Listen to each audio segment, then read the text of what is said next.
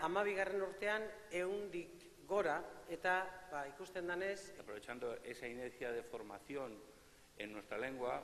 2013an ere gure eskualdeko hainbat udalek gidabaimena euskaraz kanpainarekin bat egiten jarraituko dugula. De todos los participantes en el 2012.